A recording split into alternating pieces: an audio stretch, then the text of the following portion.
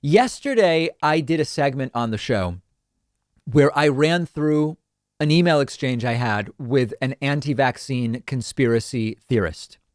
And she disappeared after I asked for the documents she claimed to have. And I got a bunch of different emails and voicemails about this. And I'm going to play a voicemail for you that raises an issue that's actually a much bigger issue than just with anti-vax folks. And it's a delicate issue. It relates to mental illness. Let's take a listen to this, and then I want to treat it with the seriousness that it should be treated with. Take a listen. Hi, David. This is Collins. Big fan. Been a member of your show since the start of COVID and listen every single day. So your streams are always relief in times of crisis like January 6th, which is much appreciated. But my question, recently you had an email correspondence with an individual named Amy who is deep into a number of conspiracies, particularly around COVID and vaccines.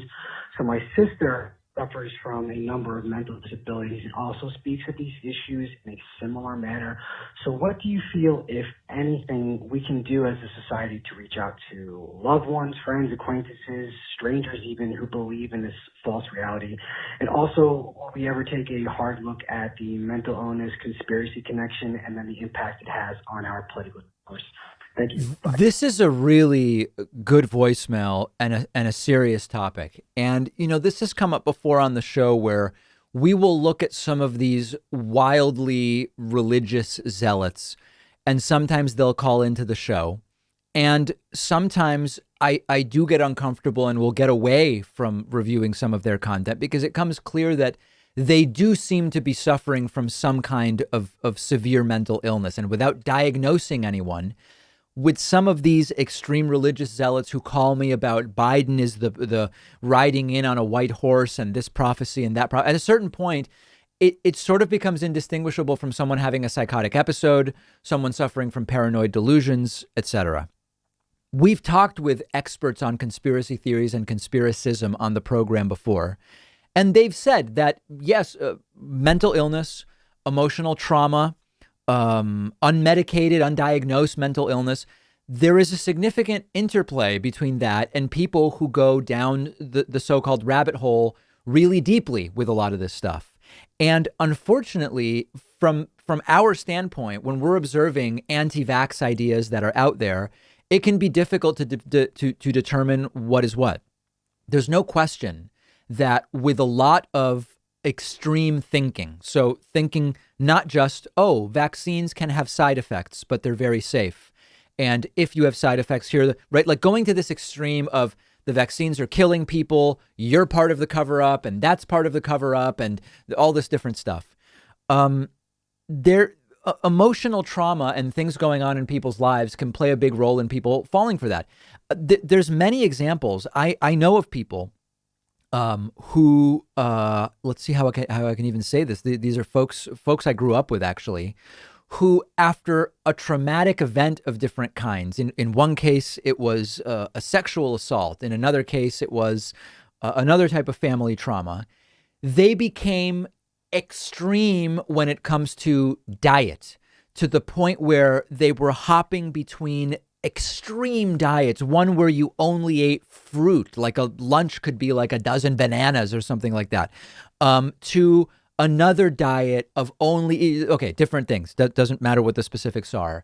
And the sort of connection to the trauma is very, very clear.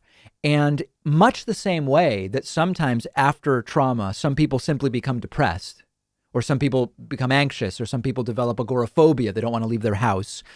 There's no question that if opportunity strikes and circumstances are right, that same type of trauma or simply long-term undiagnosed mental illness can make it so that, it's vaccines, that's the topic right now. Well, I'm going to jump into the vaccine conspiracy theories or whatever the case may be. So unfortunately, this relates to far bigger issues. Number one, it relates to lack of access to mental health resources and also stigma around mental health services that really shouldn't be there. And this can apply to any kind of conspiracism, conspiratorial thinking, paranoid delusions, psychotic episodes, all of this type of stuff. From the standpoint of policy, it's very difficult to have to evaluate the sort of emotional state of individuals when we are debunking this flawed thinking. So it's a really, really tough thing. I think it's important to handle it delicately, and we don't want to further stigmatize mental illness. But there is no question that, when I get 20 anti-vax emails, some portion of those people are less people that are truly researching and convinced about this particular thing.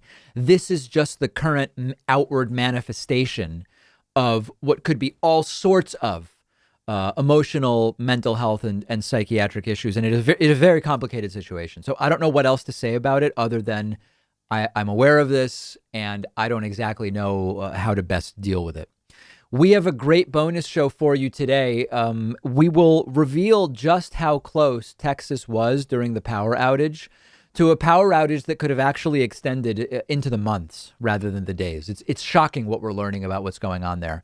The South Dakota Attorney General is now facing impeachment and calls to resign over new evidence in a fatal car crash, which we will discuss.